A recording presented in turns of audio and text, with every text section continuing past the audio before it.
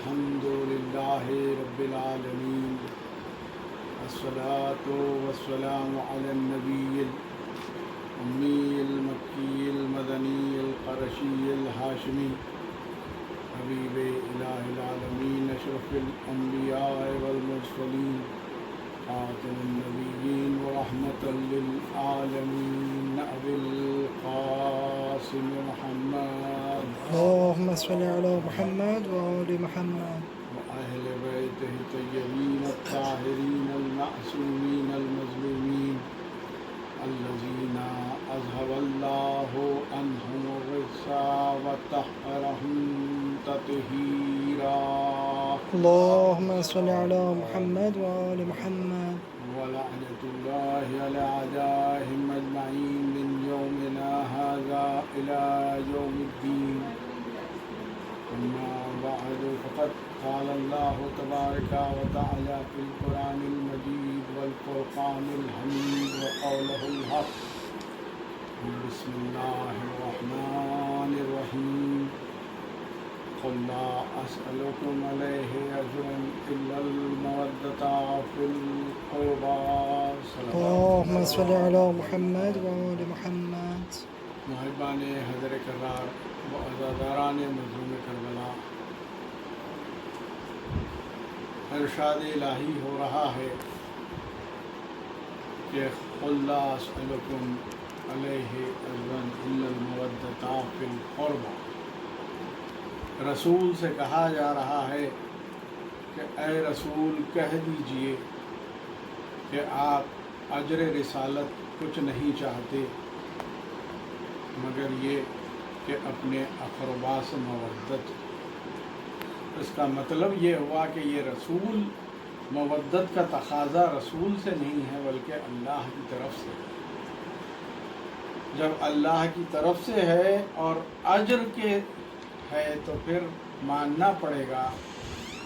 نمازیں اسی وقت قبول ہوگی جب اجر رسالت ادا ہوگی، روزے اسی وقت قبول ہوں گے جب اجر رسالت ادا ہوگی، تمام اعمال خیر اسی وقت قبول ہوں گے جس وقت اجر رسالت ادا ہوگی۔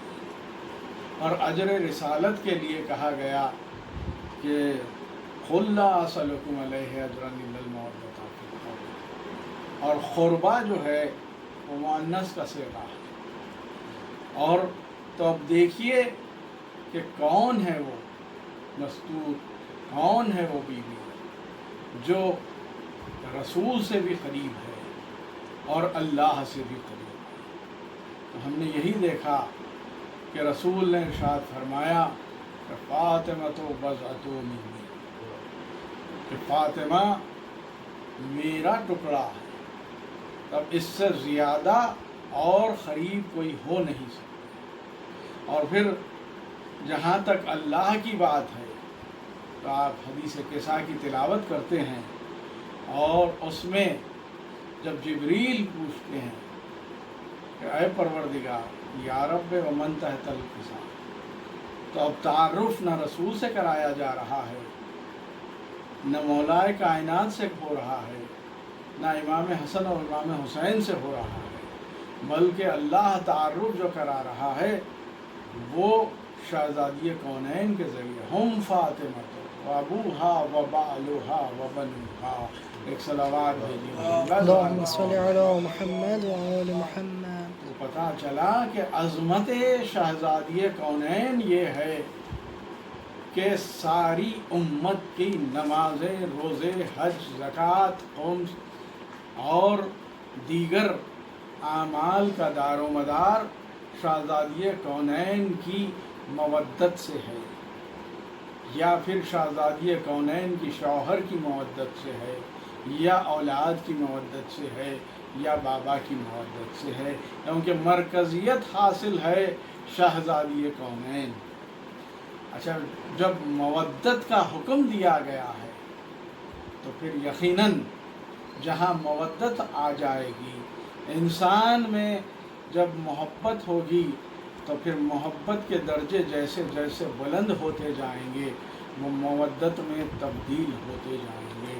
انسانی رشتے جو ہوتے ہیں وہ یقیناً محبت میں ہوتے ہیں۔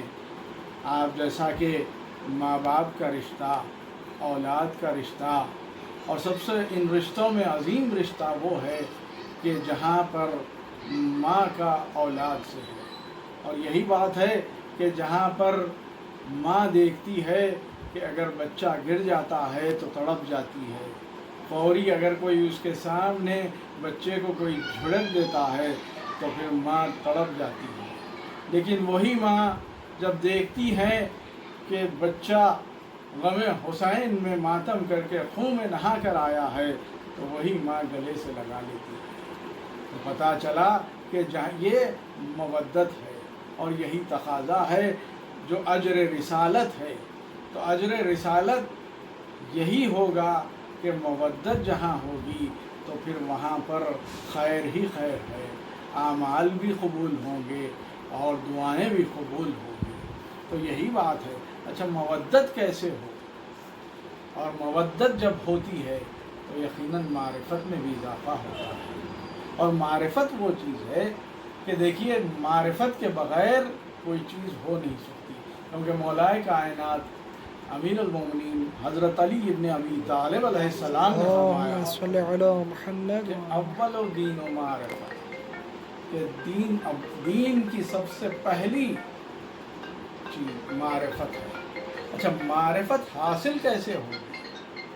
تو معرفت حاصل ہوگی کہ اگر کسی کی کمال کو دیکھا جائے تو پھر اس سے معرفت ہوگی، اس سے محبت ہوگی، اور محبت میں جب اضافہ ہوگا تو یقیناً وہ کمال کو دیکھ کر اب یہ ہوگا، اگر کوئی شخصیت کو دیکھے، کوئی ایسی ہستی ہے، کوئی عالم دین ہے، ان کو دیکھتے ہیں تو یقیناً خوشی ہوتی ہے، اور جب ان سے محبت ہو جاتی ہے تو یہ ہوتا ہے کہ وہ کس طرح سے چلتے ہیں اس طرح سے چلتے ہیں، وہ کس طرح سے عبادتیں کرتے ہیں اس طرح سے عبادت کرنے کی کوشش کی جاتی ہے۔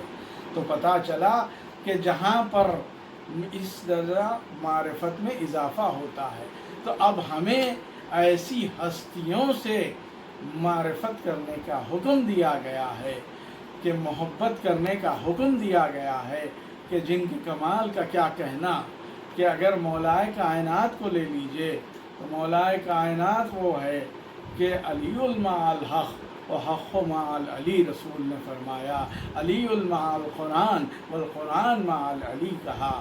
جہاں علم کی بات آتی ہے تو رسول نے فرمایا کہ انا مدینۃ العلم و علی بابھا۔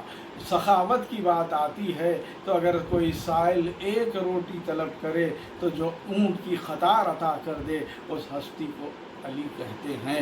یہی نہیں، میدان جنگ میں اگر کوئی دشمن آ کر تلوار مانگے اور سائل بن جائے تو دشمن کو جو تلوار عطا کر دے ایسے سخی کو علی کہتے ہیں۔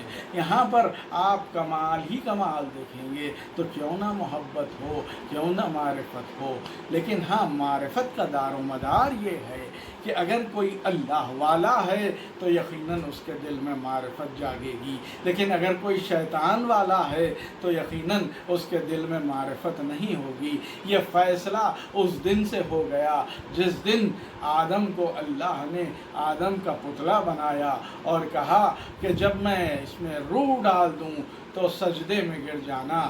یقیناً جب اللہ نے روح ڈالی اور حکم دیا تو سب نے سجدہ کیا الا ابلیس، ابلیس نے نہیں کیا۔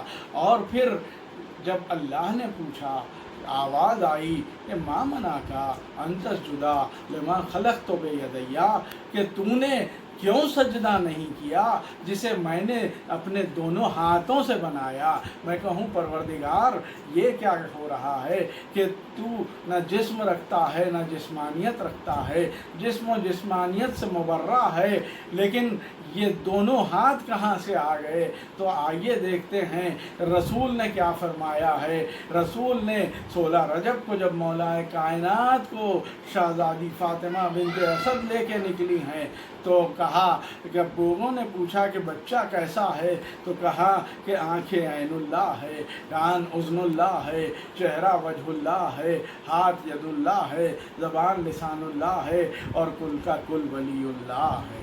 تو پتہ چلا کہ اللهم صل على محمد وعلى محمد۔ مولائے کائنات نے بنایا ہے آدم کے پتلے کو، اور پھر جب روح ڈال دی گئی سب نے سجدہ کیا الا ابلیس۔ دیکھیے ابلیس کون ہے، شیطان کون ہے؟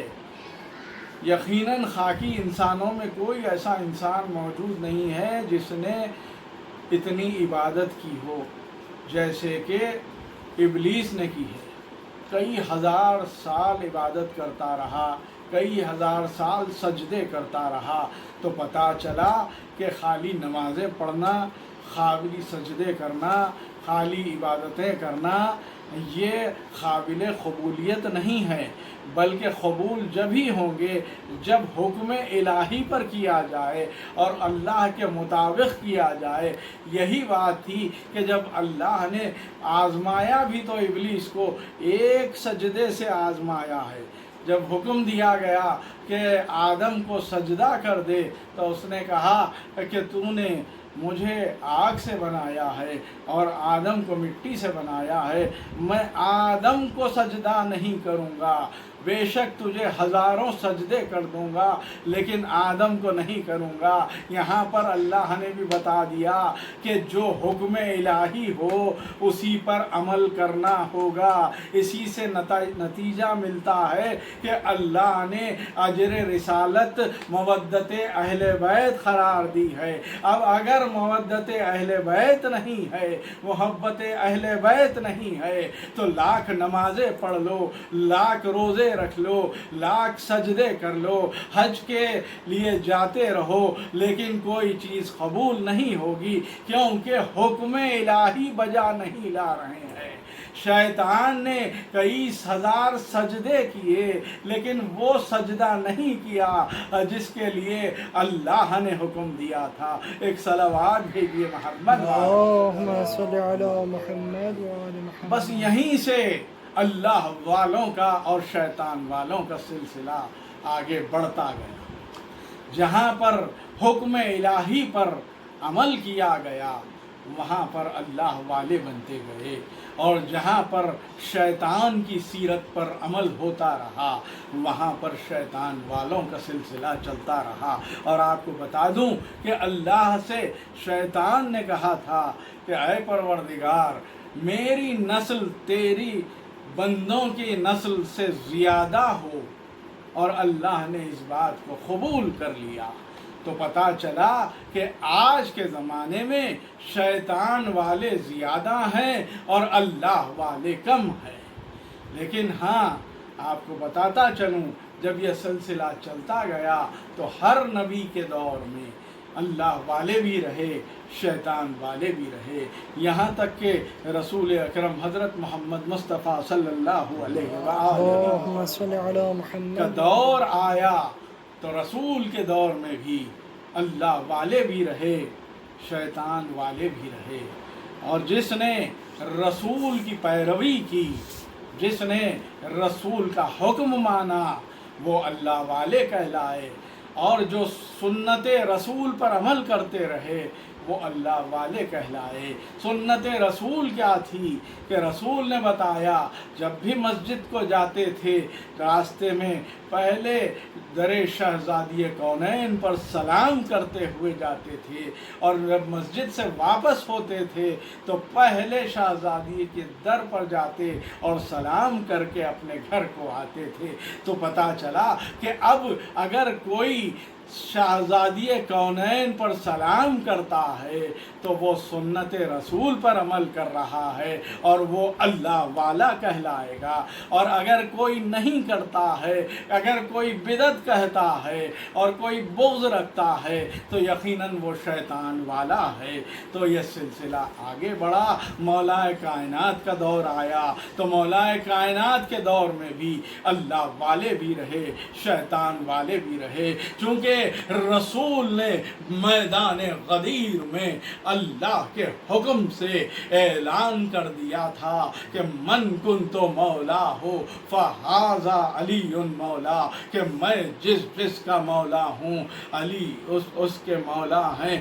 یہ اعلان کر کے بتا دیا تھا کہ دیکھو اب میرے بعد جو مولا ہوگا تمہارا وہ کوئی اور نہیں ہوگا، حلال مشکلات ہوگا، مولا کائنات ہوگا، یاسوب الدین ہوگا، میزان الاعمال ہوگا، مقلب الاحوال ہوگا، سیف ذوالجلال ہوگا. یقیناً کوئی اور نہیں، مولا کائنات امیر المومنین حضرت علی ابن ابی طالب علیہ السلام. اللهم صل على محمد وعلى تو محمد. اب جو رسول کی اس حدیث پر عمل کریں گے وہ اللہ والے ہوں گے، جو اس رسول کی حدیث پر عمل نہیں کریں گے وہ شیطان والے ہوں گے. یہاں تک کہ امام حسن کا دور آیا اور یہاں پر بھی دیکھا گیا کہ اللہ والے بھی رہے، شیطان والے بھی رہے. لیکن ہاں جب امام حسین علیہ السلام کا دور آیا اور دور امامت میں امام حسین نے ایسا واضح کر دیا کہ اب یہاں سے اللہ والے شیطان والوں کی بات نہیں رہی، اب یہاں سے حسین والے ہو گئے، یزید والے ہو گئے.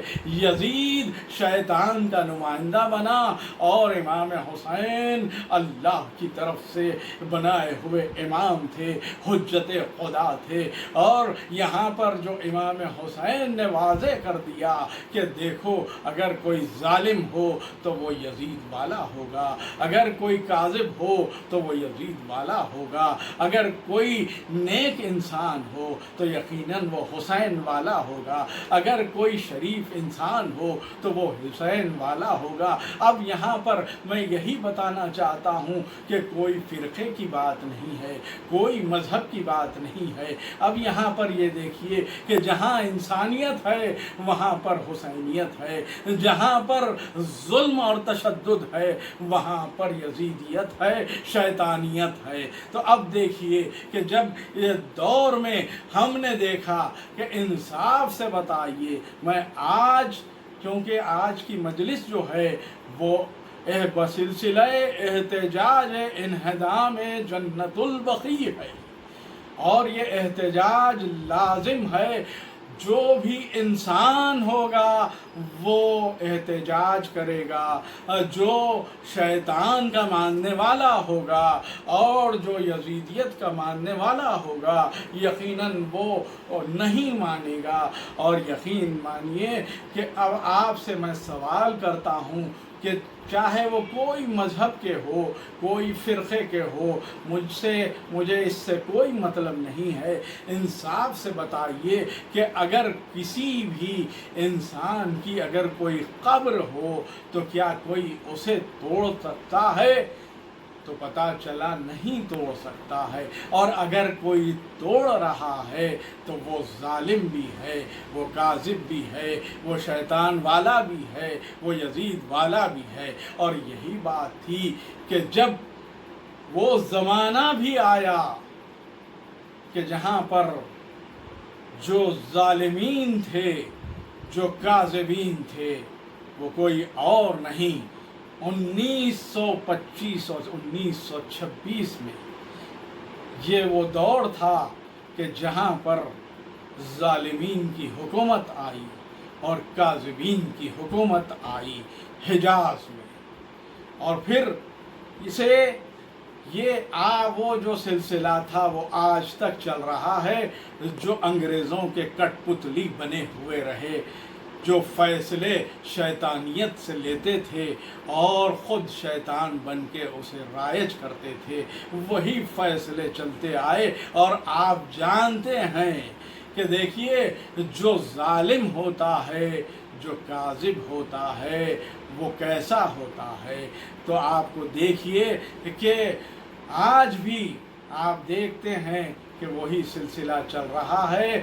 انہوں نے یہ کیا کہ مفتیوں کو، جو ضمیر فروش مفتی تھے، جو مال دنیا پر مر مٹنے والے مفتیاں تھے، ایسے مفتیوں کو جمع کیا گیا اور ایسے مفتیوں سے جھوٹے فتوے لکھوائے گئے اور انہی فتووں پر عمل کیا گیا، اور وہ فتویٰ یہ لکھوایا گیا کہ یقیناً مزاروں کو مسمار کر سکتے ہیں، یہ کہہ کر کہا گیا۔ لیکن اگر ذرا دیکھ لیتے کہ رسول کا زمانہ دیکھ لیتے تو رسول کا کیا فعل تھا، جو سنت رسول پر چلنے کا دعویٰ تو کرتے ہیں، لیکن اگر دیکھ لیتے سنت رسول کیا تھی، رسول قبرستان جاتے تھے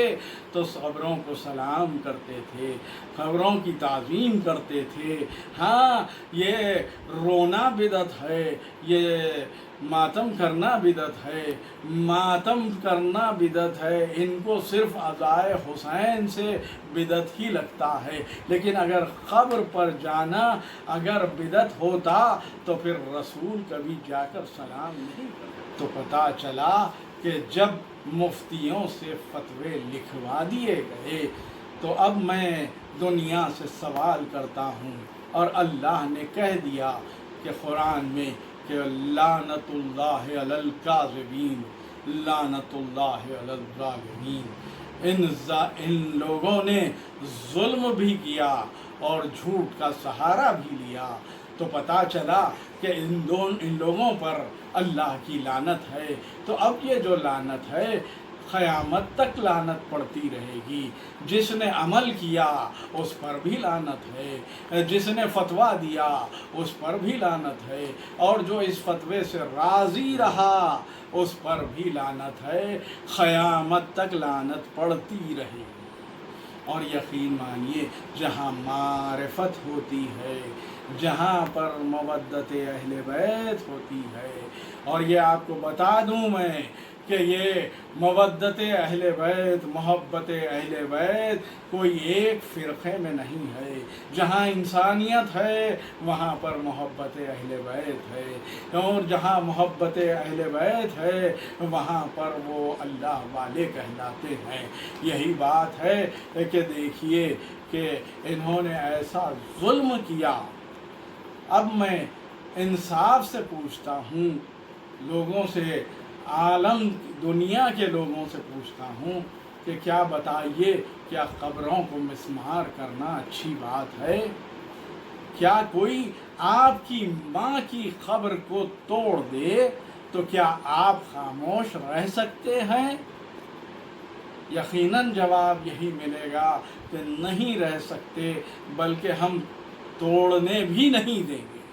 تب آپ انصاف سے بتائیے کہ رسول نے شہزادی کونین فاطمہ زہرا سلام اللہ علیہا کو کہا ام ابیہا، اپنے باپ کی ماں، تو پتہ چلا کہ جب ہم اپنی ماں کی قبر کو توڑنے نہیں دے سکتے تو پھر ہم کیسے خاموش ہیں کہ رسول کی ماں کہلاتی ہیں شہزادی، اور ان کی قبر کو مسمار کیا گیا۔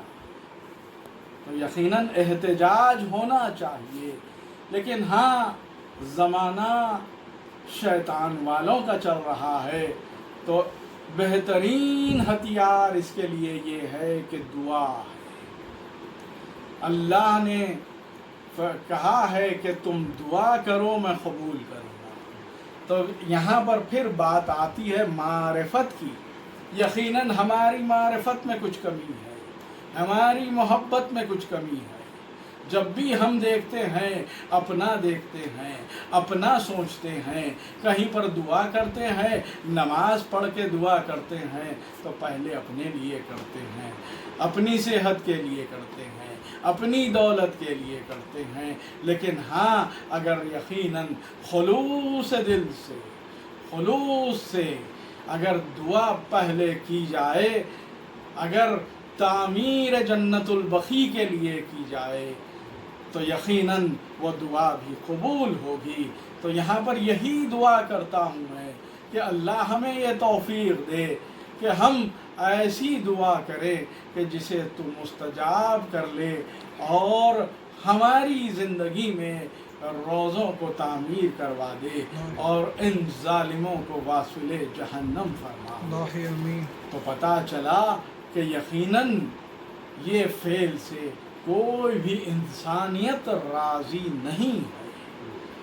کوئی انسان ہو، چاہے وہ کرسچن ہو یا ہندو ہو یا کوئی بھی ہو، مسلمان ہو، کوئی مذہب ہو، وہ انسان جو ہے وہ نہیں مانتا کہ کسی کی بھی مزار کو توڑا جائے، کسی بھی کی قبر کو مسمار کیا جائے۔ لیکن ہاں، جو قبروں کو توڑتے ہیں، جو مسمار کرتے ہیں، اگر کسی سے بھی پوچھ لیجئے، ان سے پوچھا جائے تو وہ یہی کہیں گے کہ یہ مسلمان تو دور کی بات ہے، انہیں انسان بھی نہیں کہہ سکتے، بلکہ یہ حیوان صفت انسان ہے۔ کیونکہ ہم ایسی حکومت کو بھی نہیں مانتے، کیونکہ یہ مسلمان حکومت نہیں کہہ سکتے ہم انہیں، بلکہ ظالموں کی حکومت کہیں گے، کذابوں کی حکومت کہیں گے۔ ہم حکومت ہندوستان کو سلام کرتے ہیں، ہم سلام کرتے ہیں کہ دیکھ لیجئے ہندوستان میں کشمیر سے کنیا کماری تک چلے جائیے، کہیں چوراہے پر اگر کوئی خبر آ جائے تو یہاں کی حکومت اس کا خیال کرتی ہے، اس خبر کو مسمار نہیں کرتی۔ یہ کس کی خبریں ہیں؟ یہ ان کی خبریں ہیں جو رسول سے محبت کرتے تھے، اللہ والے ہیں، اس دروں کے غلام ہیں۔ لیکن حکومت ہند کا دیکھیے جذبہ کہ غیر حکومت ہے، مسلمان حکومت نہیں ہے، لیکن انسانیت ہے۔ انسانیت جہاں ہوتی ہے یقیناً ان لوگوں کی سراہنا کرنا چاہیے، اور ہم سلام کرتے ہیں۔ یقیناً یہ انہیں کافر کہتے ہیں، لیکن آپ انہیں کیا کہیں گے جو رسول کی بیٹی کی مزار کو چھوڑ دے، جو رسول کے ازواج کے مزار کو چھوڑ دے، اصحاب رسول کے مزار کو مسمار کر دے، کیا وہ مسلمان ہو سکتے ہیں؟ یہ ایک سوال ہے آپ سے، آپ ذرا سوچئے اس پر، اور سوچ کر یقیناً معرفت حاصل کیجئے۔ ہاں، یہ کون ہستیاں تھیں؟ بس میں نے تمام کیا، آپ ذرا سوچ لیے کہ ان پر کیا کیا مظالم ڈھائے گئے۔ بعد رسول نے کہا تھا کہ قُلْ لَا أَسْأَلُكُمْ عَلَيْهِ أَجْرًا إِلَّا الْمَوَدَّةَ فِي الْقُرْبَى، لیکن اجر رسالت یوں ادا کیا گیا کہ شہزادی کے در پر آگ لگائی گئی، جلتا ہوا دروازہ ایسے ڈھکیلا کہ شہزادی در و دیوار کے بیچ میں پس گئی، آواز دی فضا میرا محسن شہید ہو گیا۔ ہاں عزادارو، یہ ظلم رسول کی بیٹی کے ساتھ ہوا ہے۔ اور پھر مولا کائنات اللہ نے مشکلات، رمضان کا مہینہ گزرا ہے، ابھی سر پہ ضربت لگائی گئی۔ ہاں عزادارو، یہاں پر یہی نہیں ہوا، وہ امام جو سید سجاد کربلا سے کوفہ سے شام ایسے لے جایا گیا کہ ہاتھوں میں ہتکڑیاں تھی، پاؤں میں بیڑیاں تھی، گلے میں توخ نہیں بلکہ خاردار توخ تھا، ننگے پیر پا برہنہ پھرایا گیا۔ ہاں عزادارو، یہی نہیں، وہاں پر امام حسن بھی ہے۔ کون امام حسن؟ جو جنت کے سردار ہیں، اور ان کی بھی مزار کو مسمار کیا گیا، اور ظلم یہ کیا گیا کہ ایسا زہر دیا گیا کہ جگر کے 72 ٹکڑے ہو گئے۔ یہاں ظلم نہیں رکا، بلکہ جب جنازہ اٹھا ہے تو جنازے پر تیر برسائے گئے۔ یہی وہ جو شیطان والے تھے، انہوں نے ہی یہی عمل کیا۔ 5ویں امام اور 6ٹھے امام بھی وہیں پر ہے۔ ہاں عزادارو، آپ انصاف سے بتائیے، جب بھی آپ کبھی کربلا جاتے ہیں، نجف اشرف جاتے ہیں، کاظمین جاتے ہیں، سامرا جاتے ہیں، تو دل کو ذرا سکون ملتا ہے، لیکن جب آپ مدینہ جاتے ہیں اور پھر دیکھتے ہیں کہ نہ قبر پر سایہ ہے، نہ کوئی مزار ہے، سامنے رسول کی مزار ہے، لیکن ہائے رسول کے دل پر کیا گزرتی ہوگی کہ ہائے لوگوں نے، ظالموں نے میری بیٹی کا مزار منہدم کر دیا، امام حسن و امام جعفر صادق و امام محمد باقر کا مزار مسمار کر دیا۔ بس یہی دعا کروں کہ بار الہ ان مسمار کرنے والوں کو واصل جہنم فرما اور جلد سے جلد روزوں کی تعمیر فرما۔ سيعلم الذين ظلموا أيام منقلب ينقلب على لعنة الله